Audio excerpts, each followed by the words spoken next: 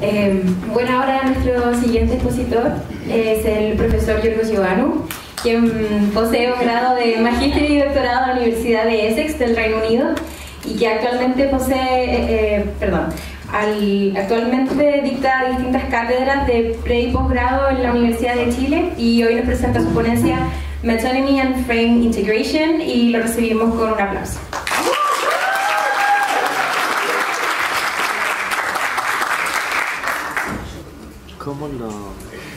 ¿Cómo encuentro acá mi archivo? Ah, ya, acá. Ya.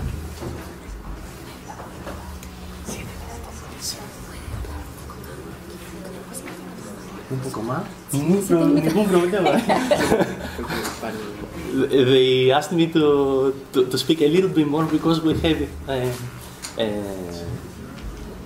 time that is left, so I said no problem.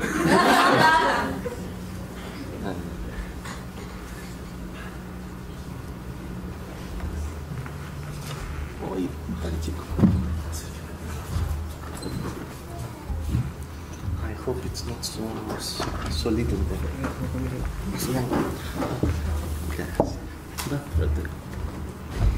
So good morning, everybody. Many congratulations to the organizing committee. Okay. And many thanks for having me here among so many other very interesting topics. So the title of my presentation is Metonymy and Frame Integration. Okay. I have to say that my formal training is generativism. Okay.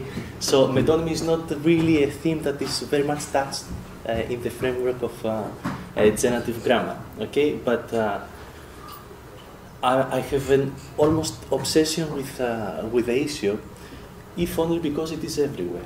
So metonymy is a phenomenon that we find almost everywhere in language, okay? So what do we mean by metonymy? Metonymy is really an affinity between referentialities. That means that sometimes we want to say something, but instead, expressively, overtly, we target something else, okay? So instead of saying lesson, we say class, okay? So this phenomenon is really everywhere in language, okay? So if it is everywhere, and if only because of this reason, I think it should touch upon issues that possibly generativists as well are concerned with, okay? So it is about metonymy, and my struggle is to bring together two other aspects, okay, two other issues that I feel they are very much related with metonymy. The one is frame integration, and the other one is level generation. Okay, I haven't managed to do it, so I'm really in utter confusion at the moment. But I hope that at least in a neat way, I'm gonna convey to you my confusion. So when we speak about frame integration, we are going to see it in more detail. We mean when we take two argument structures, okay, two semantic frames, two different verbs, and we put them together. Okay, we are going to see how this is happening. And level generation, something similar, but has to do with composite actions. So when, for example, I'm doing this and I'm hitting the desk, what I'm doing is not just hitting the desk, but I'm moving my hand, I'm pushing it down, I'm pushing towards the desk, and I hit the desk. So I have a kind of composition there. So I feel that these two issues are very much related. And metonymy, which is itself a link between two concepts, I want to see how it possibly may be related with frame integration and level generation. Okay? It's a huge issue. So yeah, I'm not going to be able to cover it all. So first of all, let's see what metonymy means. Okay? Metonymy is defined as a process by which one entity is used to refer to or provide access to another entity to which it is somehow related.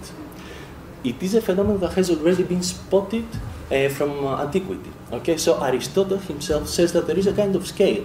There is a scale between that has two extremes, things that are not related and things that are the same. So on the one hand, we have referential difference, and on the other, we have referential identity. So the question is, how do we understand this relatedness between reference. And is it about reference or is it about something else? Something that we have in our head. Okay? So you say, to take an instance, the buses are on strike. Of course, the buses have not decided to go on strike, no? The kettle boiled. The kettle is not boiling. The new faces arrived. It's not just the faces that came in. So something else is going on here. Instead of drivers, you say buses. You say kettle instead of saying water. And you say faces instead of saying people. Now, it has been found that there are specific relations that come up again and again and again when you use metonymical links between concepts. Which are these? I give just 3 of maybe 30, 40 that there are. Controlled for controller, container for content, part for whole.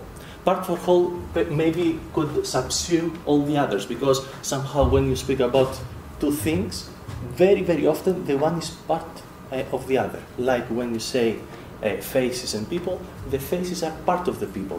When you say water, the water is somehow, perceptually at least, part of the kettle. And when you say drivers, drivers are somehow part of the buses. Okay? So part for whole is the issue in metonymy. Now, I give some more recent excerpts from books that have tried to deal with metonymy, and mostly pertain to the context of cognitive linguistics. One of the reasons why we need metonymy is that it is impossible to encapsulate all aspects of our intended meaning in the language that we use. So there is somehow a cognitive, perceptual, or rather inability really to encompass everything that we want to refer to. So our attention is focusing on something, and sometimes on something that is part of the thing that we focus on. So it is a matter of inability, really, no? We tend to focus then on a salient aspect of a concept and use this as point of access to the whole concept. This is the concern of whole-part relation that I pointed at before. In metonymy, one conceptual element, the vehicle, so what actually is profiled overtly is the vehicle. Why vehicle? Because you use it in order to go to some other concepts that actually you are referentially intending to refer to. Provides mental access then to another, the target, within the same frame, domain, or idealized cognitive model. So what Aristotle would say likeness between two things, or contiguity more correctly, here is used the concept of frame, domain or idealized cognitive model. All these actually indiscreetly, especially lately, are used in order to speak about a coherent domain wherein something else is related to a second concept. As I'm going to say later on, I think it is of instrumental importance to separate these. Okay? So for the moment, think of the frame, of domain, and idealized cognitive model as domains that many times are structured culturally, okay, and contain within them coherent relations that link concepts. So you have an overt profile vehicle on the one hand, which is your overt referent, and on the other hand you have a covert referential target that is not said. So bus, driver. You say bus and you mean driver. The relation here is controlled controller. Kettle, water, container, content. Kettle is the overt profile vehicle, and water is the covert referential target. Now, as I said, in cognitive linguistic literature, you are going to find that the relation itself, the late years, is taken to be an ICM. What does that mean? That the link between the concepts is taken to be an entrenched relation that wherever we go, we bring it with us. Okay? So there is a kind of constant association between elements. So after Braden and Kovac's, this relation is taken to be itself an ICM. Okay? So it is a model of connection between entities, driving the metonymic shift. So we have a kind of ICM-driven metonymy. Okay? So the important thing is that you have two concepts then you have a relation between them that possibly is the controller, container, content, etc. And this relation, as schematized relations of something more concrete, you see, they don't say that the kettle with the water have a systematic link in our minds, but themselves, if we schematize them, we are going to see that there is a relation of content and container that we bring in our mind as a legitimate, stable connection. Okay? So metonymies themselves are conceptual relations. So they are pairs of systematic associations. So in metonymy, both metonymic target and vehicle are active. Now, there is a question. Why do we have two that are always connected, and why, although we want to refer to something, we refer to something else? So the question is, isn't it uneconomical to do this?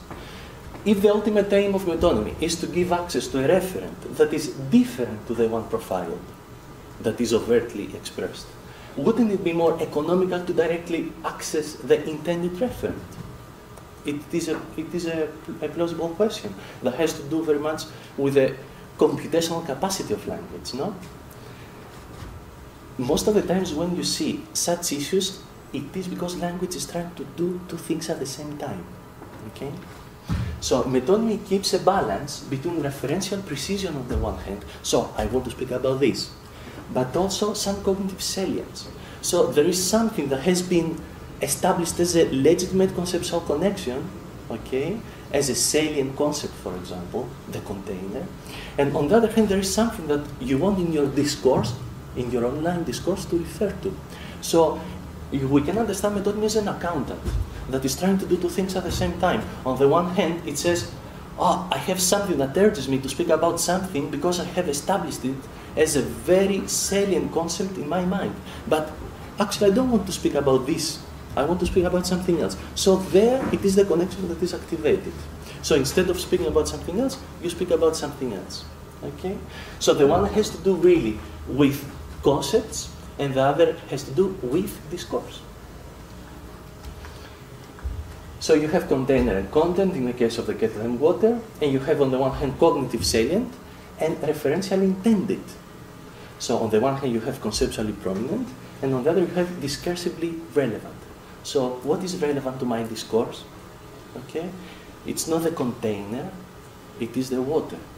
But I have somehow to conciliate these two pulls that are attracting me towards different semantic attractors.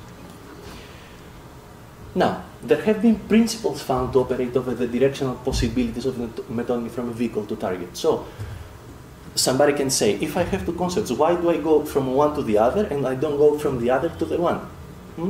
So they said that possibly beyond the relations themselves that are schematized links between elements or concepts, you have as well principles that arrange hierarchically what is more important.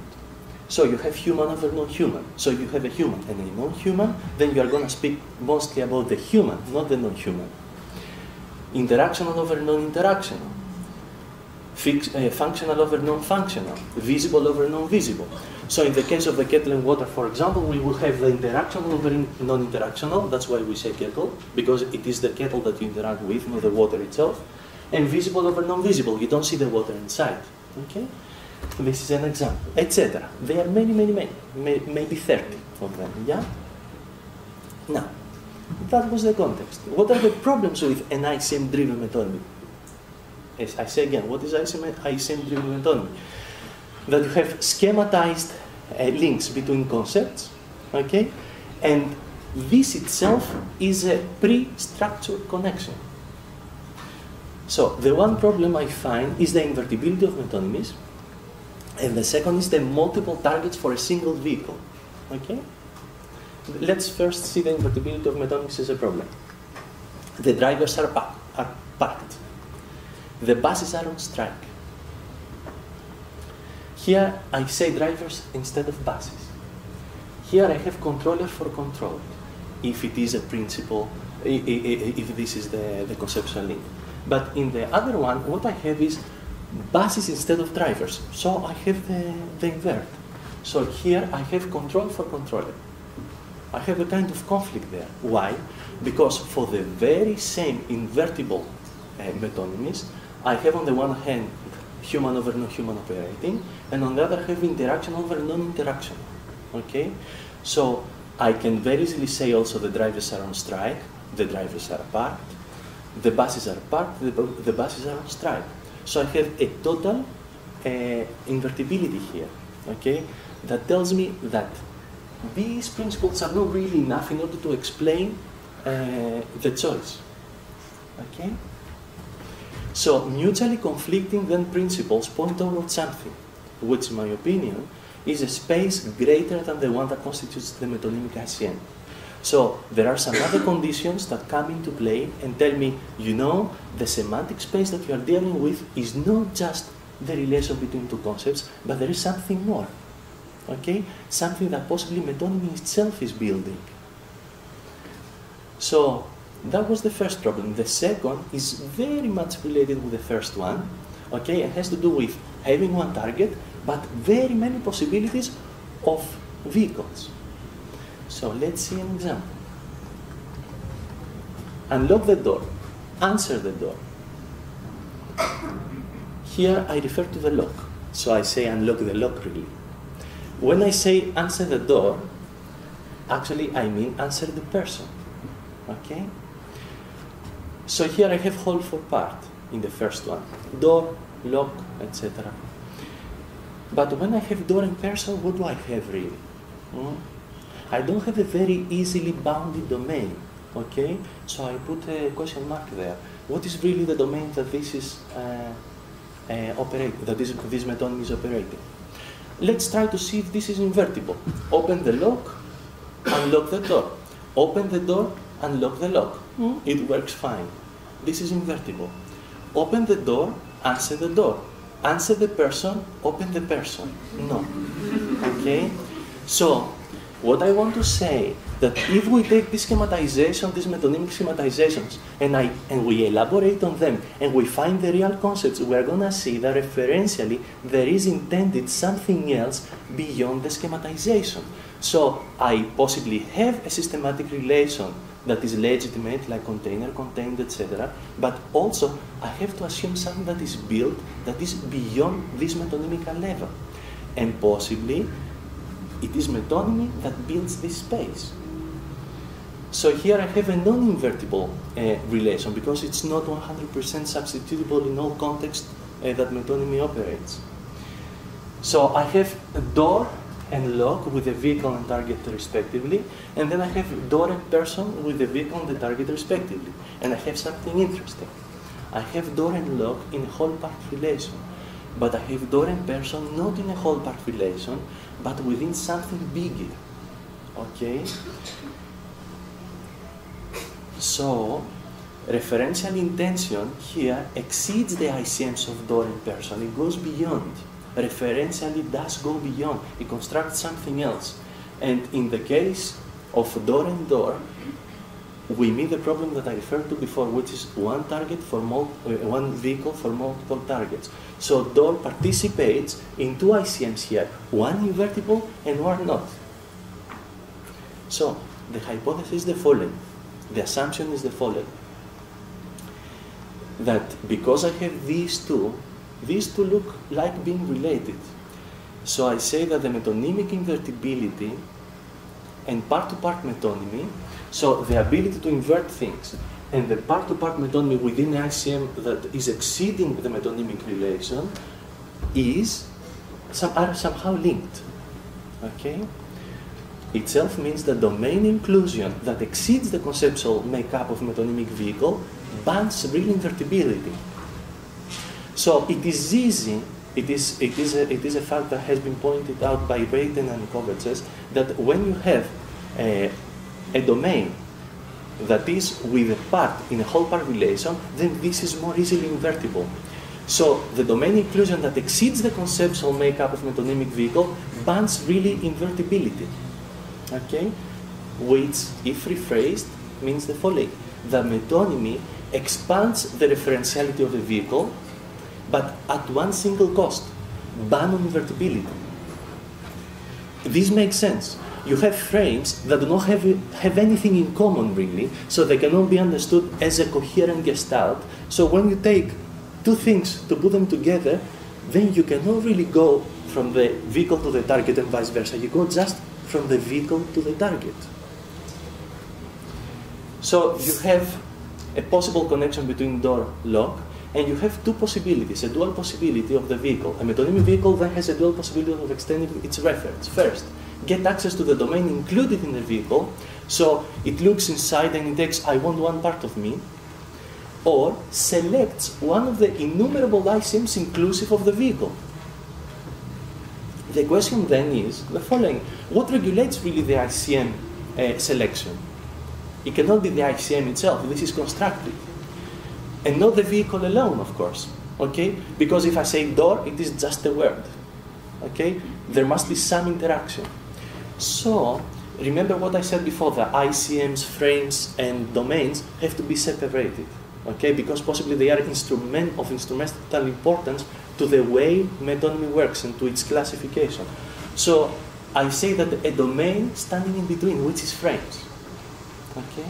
That's why I speak about frame integration, because I think the frame itself is the starting point of the integration between something smaller, which are domains very easily conceived as coherent gestalts, and beyond this, which is a matrix of frames.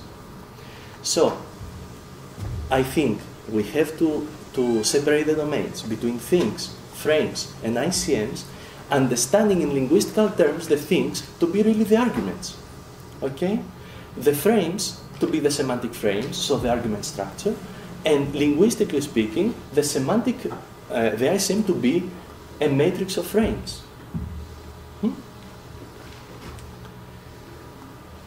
So, I have the frame and the thing on the one hand, and I have the thing as a vehicle. And on the other hand, I have another frame and another thing, or another thing that represents another frame, which is the target. So essentially, what I think metonymy does is generate a matrix frame. So it generates a conversion between two frames. Now, is this really possible? Strictly speaking, it's impossible. Okay? The hypothesis is that then that the relation between a vehicle and a target in the metonymic context is integration of semantic frames.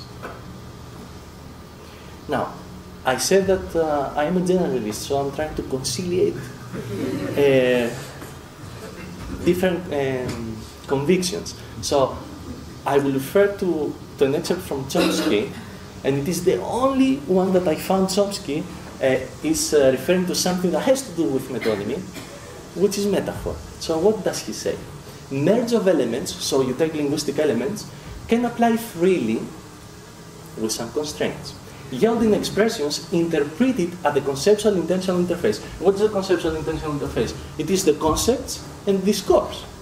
Okay? In many different kinds of ways. They are sometimes called deviant. Okay? By myself. But that is only an informal notion. Okay? Expressions that are deviant are not only often quite normal, but even the best way to express some thought. Near? Metaphors, to take a standard example. The only empirical requirement is that concepts and discourse assign the interpretations that the expression actually has, including many varieties of deviance. So it has to respect argument structure. This is what he's saying. So I can go beyond, but I cannot express something that does not make sense in terms of argument structure. So I have a very specific syntactic template here that says verb, argument, argument, or a second argument within my verb phrase. And this is very, very constraining. Okay? So expression of concepts is constrained within this schema. So what Chomsky is saying is that actually I have something that is so constrained, and then I express something metaphorically, and metaphor has always to go back and see, is my requirements of the argument structure really satisfied? Okay, this is what he's saying, I think. So, for example, expressions with 3 arguments are not possible. Of plus 3 arguments are not possible. I told John a story, school. No. Expressions with plus 1 predicates are not possible. I made John enter. Okay? This is not possible. It's a curious, amazing fact that our cognitive capacity cannot go beyond 3 arguments, cannot go beyond 1 predicate. But sometimes it wants, okay? Why? Because there are more things that we want to bring together in terms of discourse. So, nevertheless, recursive proliferation of conceptual expressions is possible. How? Precisely with frame integration. So, the relation between a vehicle and a target is integration of semantic frames, and the second hypothesis is that metonymy is a way of overriding argument structure constraints, augmenting its frame. If you think about this, this is precisely what it does. Remember of the metonymical leap between face and person, okay? Many faces entered. What is happening there? Faces enter, people enter, I see their faces, I have 2 events that cannot be really collinear in terms of time, but I bring them together because they are discursively relevant. So when I have a timeline, and I have John centering, and my meeting John, I don't have really any affinity between them. I have a causal affinity, okay, but I don't have contemporality. So I have 2 actions here that may be related with, possibly with various relations. It could be causal, sequential, contemporal, independent, etc. What is the relation between them? It looks like sequential and causal, okay? But there is a difference between causal and sequential and causal contemporal. What is the difference? Let me give you an example. The semanticist shot the gun against the generativist. What do I have here? I have actions that are somehow coherently included within the shooting, which is moving the finger, pulling trigger, firing the gun, etc. Okay? So I can say I met the semanticist because he entered, and I can also say the semanticist shot the gun because he pulled the trigger. Okay? I have a causal relation between them.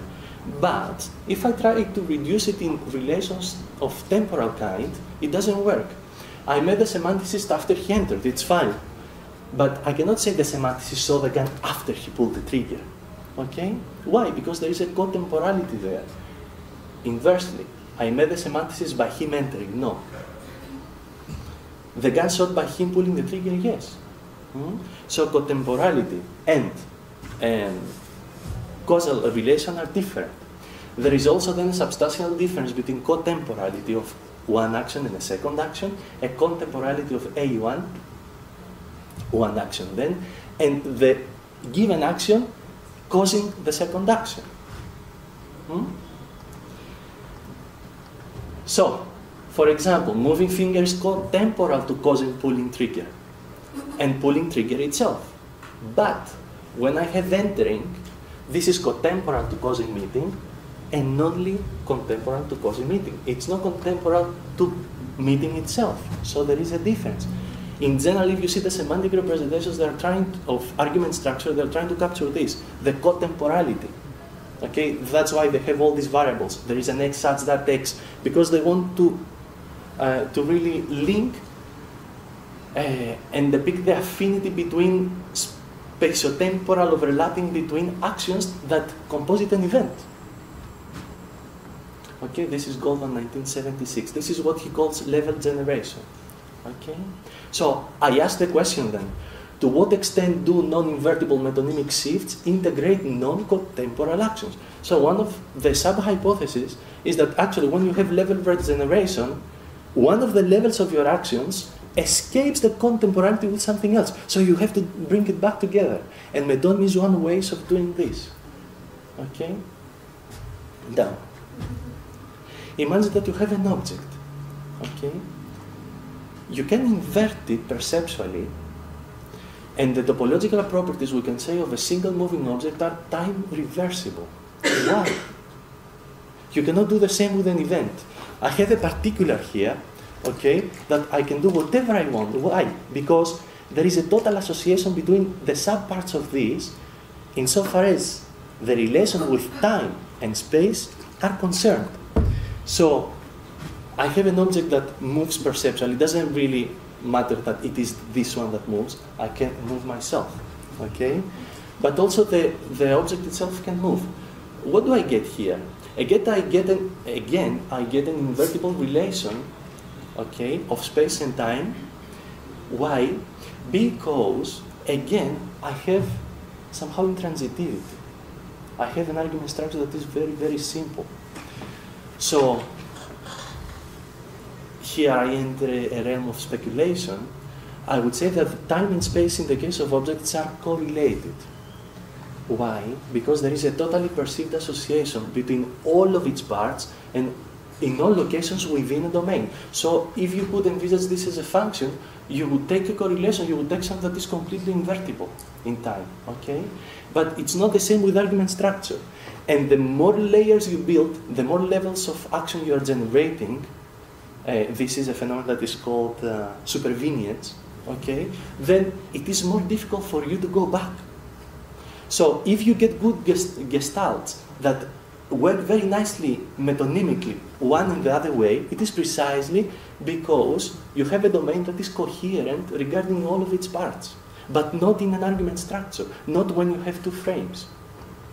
So the question is, and I leave this somehow parenthetical here, is it possible to assume that invertibility of metonymic shifts for bounded domains is due to this correlation between time and space perception?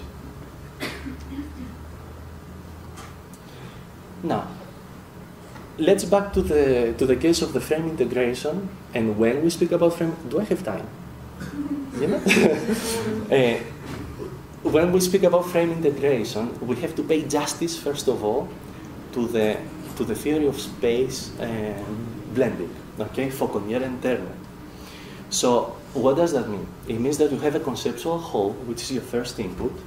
You have a conceptual whole that is your second input, and somehow you bring them together. Mostly, this is met in the case of metaphor. So the best samples of elaborating on this idea concern metaphor. To take a very, very simple example, sun and disk. Okay, there is an imagistic metaphor there that has and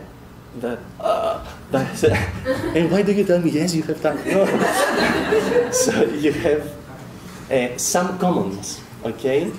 So you can say something like the flaming disk. Why? Because you generate a structure which we call the emergent structure that brings sun and disk in the name of something that they do, that they both have in common. Okay, what is the thing?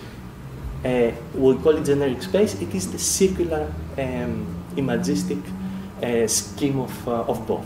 Okay? Fauconnier and Turner, 2002. Now, let's take a sample of how this could work for metonymy. Okay? So, if we speak about integration, our mind immediately goes to Fauconnier and Turner. And surprisingly, it works for metonymy. Look, how interesting. I can hear a piano from very far. No, you don't hear a piano. You hear a sound of piano, no? So you have the hear frame here. X hears Y. X hears sound. It doesn't hear the piano. What do I have here? I have a frame that has some selectional restrictions. The selectional restrictions tell me that the hear is committed to something. This something has to have the characteristics of an auditory percept. Okay? So this instantiates really the type of sound. And what do I have here? An elaboration that says that the X hears the sound of Y, and instead of saying this, I'm elaborating on Y, and I just omit the sound. So what I have here is a space that is my frame, and somehow I have an extension of this space on the vertical dimension. And here I have possible instantiations of the type of sound. Okay? But this is metonymy, really. Okay? So, let's see what I'm merging here in the light of metonymous frame integration. I have the sound frame, okay, that says that piano sounds. So if you see the two structures, what you have is piano sounds and X hears sound. So I have a commonness there. So metonymy really, possibly, is integration between two things that have something in common. So I have on the one hand my predicate, on the other hand I have my argument, so here, piano. But both of them are themselves part of something bigger, which is a frame. So here sound, piano sounds. And I bring these two things together, and I generate an emergent structure, which is here piano. Why? Because I have a new frame that is emerged by two frames that are only selectively chosen in order to be metonymically linked. So what I have there is a generic space that is the sound. Okay? Now, the very interesting thing is that the sound is omitted, is not overtly expressed. So I reinterpret this as metonymy, and I have my vehicle and my target. So, question. I hope next year I will come and I'll have an answer to this. Is it possible that the instances of metonymy, that most instances, or what instance of metonymy can work that way? So why do I have sound there that is not omitted? Possibly because it is my discourse common ground. So in order to link two spaces together in discourse now, I have to have some conceptual starting point, but when they go in the realm of discourse, what do? I bring them together. I cannot bring them in a single argument structure because my argument structure gives me a very strict syntactic template. And what I do is I take one argument from one structure, I put it in the other, so I substitute one for another argument possibly, okay, and I omit what they have in common. So what is the driver to understand the ICM that is built? Precisely the common ground that I'm not saying. This makes too much sense in terms of information theory. So sound then is the link between vehicle and target, but note as well how this link precisely remains covert. Why? Because we all know what it is about. So this is a schema that says that there is an informational threshold that operates on a vertical axis, okay, and tells me how far I'm gonna go in my lexicon in order to build a syntagmatic axis, okay, that somehow, what do you call this? That jumps one level of hierarchical lexical relation, okay? So I would say conclusively that the relation between the covertness of the generic space and its linking function may point at something much more essential within the system of metonymy. So remember what Lanaker, I think, is saying, that actually you have an accountant when you have a metonymy between conceptual structure and discourse. So we can elaborate on that notion based on a theory of integration. So the latter can be seen indeed as an interface that lies between the semantic frames and information structure. Hypothesis and preliminary conclusions. Invertible metonymies and multiplicity of targets for a given vehicle points at a frame-based account of metonymy as an interface between an object and a frame matrix. So it's not an access point to another object, it's an access point to an ICM that is built. Metonymy may be seen as a frame linking mechanism that augments a given frame, overriding the inherent argumental predicative limitations of the latter. Chomsky. In accord with the full-fledged architecture of space integration, a metonymic vehicle uses the target as an access, but as an access to a frame different to its own, using the generic space as a vehicle target as a common ground.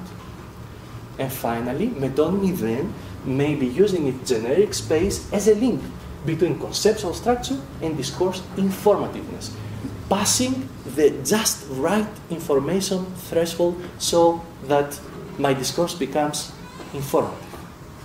Thank you very much.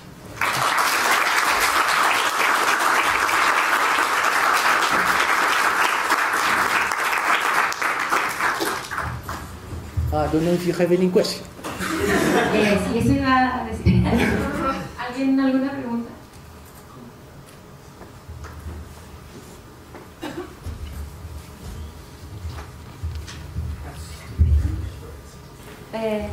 Mejor para él. Thank you. I really appreciate your presentation. Well, I know most of the people here are studying English literature or linguistics. But in my case, I'm a third-year English teaching student, and I studied metonymy as a part of a linguistic program. in order to improve my knowledge about English. And I would like to ask you, how could metonymy be included as a second language acquisition context?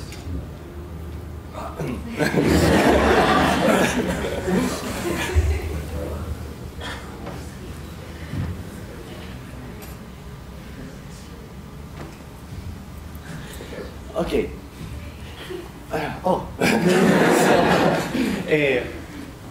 When you teach, okay, I think you have to see what somehow theoretical, meta-theoretical level you are going to choose in order to teach something. Okay, so sometimes with my master class I teach generative grammar, and people come and say, "Oh, this is a great way of teaching language to people because it does make sense, the universality." But possibly, in terms of teaching of applied linguistics, it's not going to work. Okay, so you have to take a more naive view of metonymy when you speak to people about metonymy. No, you're not going to speak about informativeness, etc. So, how this can be exploited? I think it is a very interesting way, possibly to compare metonymic links that work in one language, okay, in your language, your native language, and on the other hand, possibly metonymic links that exist in L2. So I think this is a very interesting thing, and theoretically as well is very appealing. So are the conceptual links of the one type valid for one language, valid for the same type for another language? So I think here you have, if this is so, then you have a very interesting network of commonness, okay, between lexical concepts. So possibly, in terms as well of conceptual association, this is going to help language acquisition, I think. Okay? If there is also something systematic in cognitive terms. Okay. But I'm not applied at all.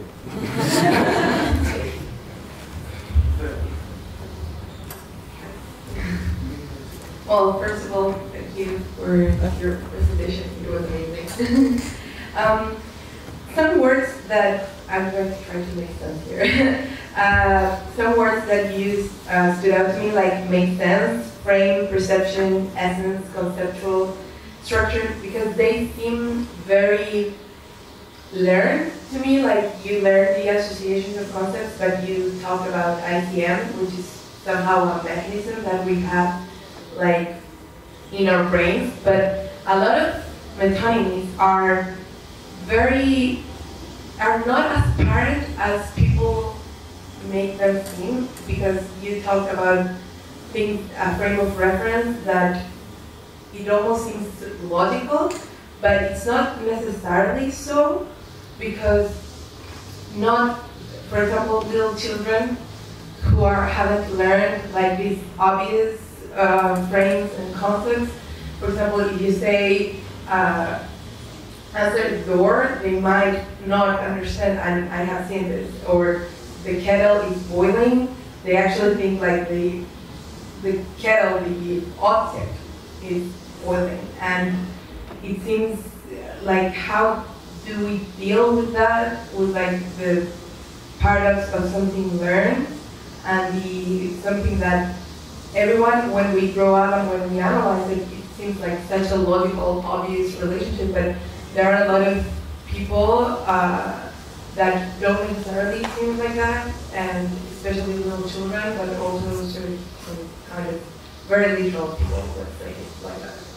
Does it make sense? Yeah, I think, although they don't confess it, generativists and cognitive linguists, I think they're trying to get around the acquisition problem by postulating structures that are very abstract. So the relation between kettle and boiling is already very much specified in order to be the starting point for acquisition. So that's why I think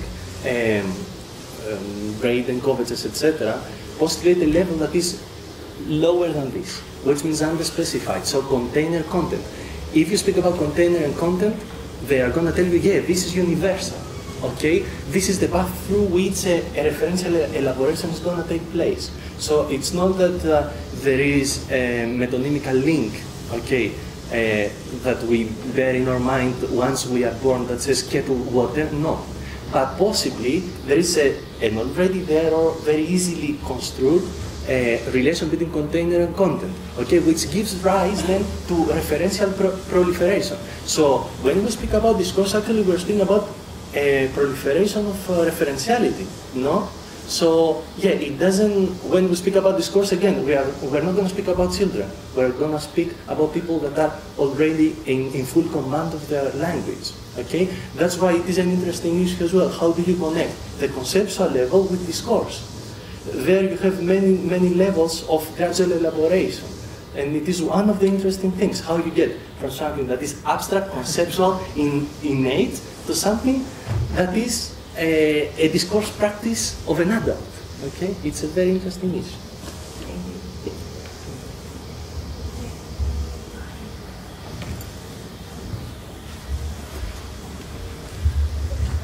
Thank you very much. I'm very happy with what I thought about it. Thank you for participating too. Now, I have, one of them goes from, well, restrictions, conceptual restrictions, intelligence, and then discourse, communication, actual, real grammar. The thing I like about the Tommy is the perceptual sense, and I'm question, what's the role of perception here? Because your final hypothesis do not really use perception as one possible filter or factor. At the very beginning, you speak about conceptual relevance versus discourse. But before that, there's just savings, mere savings. You can see the kettle, you cannot see the water. You can think of the piano rather than visualize the sound. Visual perception takes over several other ways of organizing perception. And my favorite example of autonomy is the one which is not only conceptual and discoursive, but also conceptual, which is the face, when we first examples, for the actual identity of the person. When you take a picture for an ID card, nobody takes a picture of your hand. However, your hand is you too, or your stomach, or your back. It is always your face. Our face stands for us. That is not invertible. No part of your body will be you in terms of identity. And that seems to be, to me, it seems that part of the confusion, I'm just adding another confusion, because it seems that in that particular autonomy, perception is perception plus actual functionality goes before, is the basis of the conceptualization, and then discourse should come in. So what do you think about the role of perception in the explanation of this? So I think one of the features that is already being pointed out in the video about how learning works is how a particular asymmetry that there is between the people in the. For example, I cannot say I pass him in the nose and at the same time meaning I passed him in the mouth. No. Okay? But I can say I passed him in the face, meaning that I passed him in the nose. Okay? So there is a curious relation of four-part relation there, where saying, as you say, is a instrumental part. So I try really to point out the matter with the passing, with the thing I said about the object. So if you have an object with no asymmetry within it, okay, then you are going to get possible invertible relations. Okay? But within the domain, possibly you get a kind of asymmetry, okay, that possibly starts from perception. So again, you have to decompose more. Okay? So what is the real relation between the face and the human, okay, and the person? Is this really a coherent gestalt? Is it the domain? Is there some composition going on there? So yeah, it is just a hypothesis that I think goes from coherent, uniform domains, ends up with ICMs, and possibly this follows really the acquisition of the process of learning language that starts from an object. So baby first starts with names, you see. It doesn't start with relations. So there is something there that goes from symmetric relations of identity, B relations, to S relations. Okay? So something is something else, and at some point something has something else. So this has something else positive, has salience to be part of it. So I don't know, I think it's a very interesting matter how you go with composition in the realm of metonymy. And I do think that metonymy possibly has something to tell us about composition. Okay, so salience is one of the issues. I understand what you're saying. But I don't know what comes first. And anyway, even if there is some functionality, somehow there must be a way that this works. So I think there is as well a top-down process and a bottom-up process. I think the one does not exclude the other. Just you cannot really say, I have the whole picture. I think somehow, as you said, the journalist, I adopt the bottom-up process. Thank you.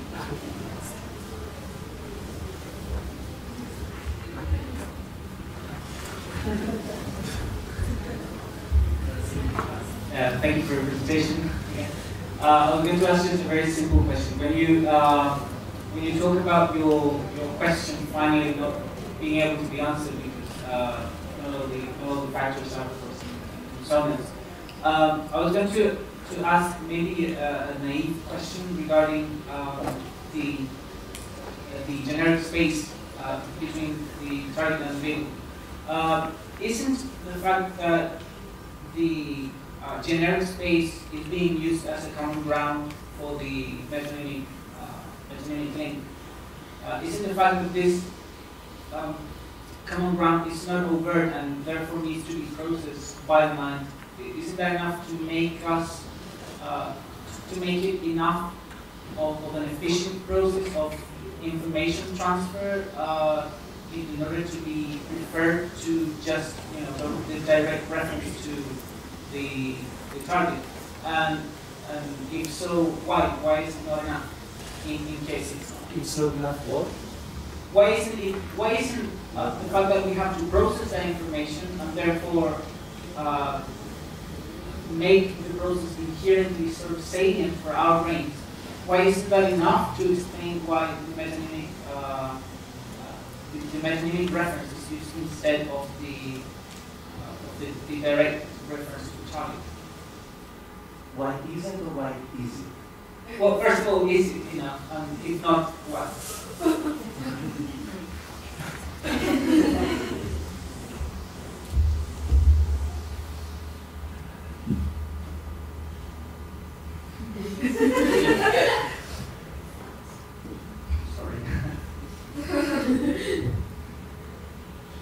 No, I haven't completely grasped the implications of your question. So what I'm saying is that you have two concepts, okay?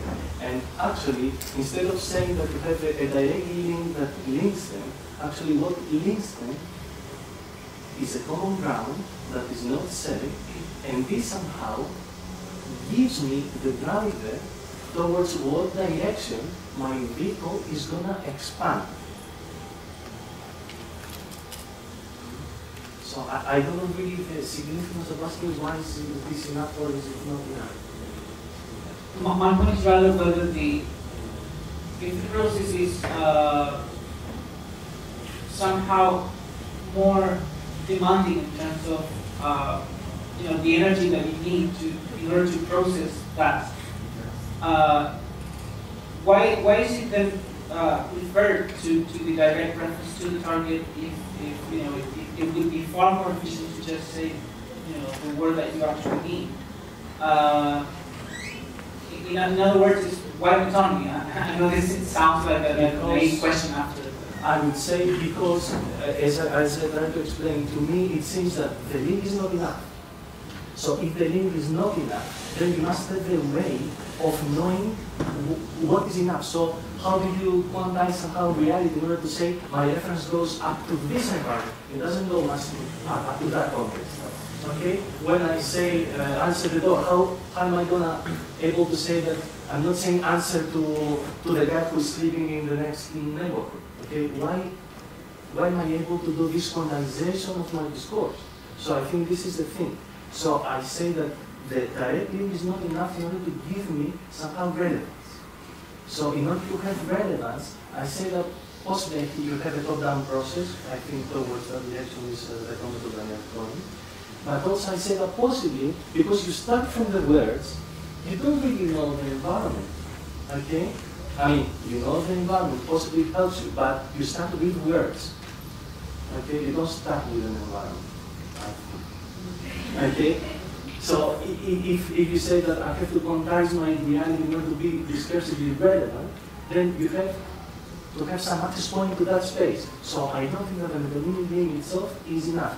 You have to understand the frames, and once you have frames, definitely you have ICM. So I'm saying that there is a composition process, okay?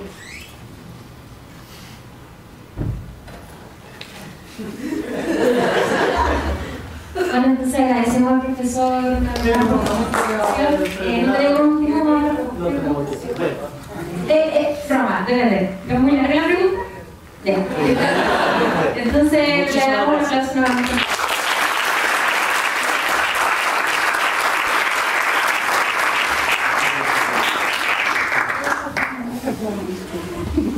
Muchas gracias.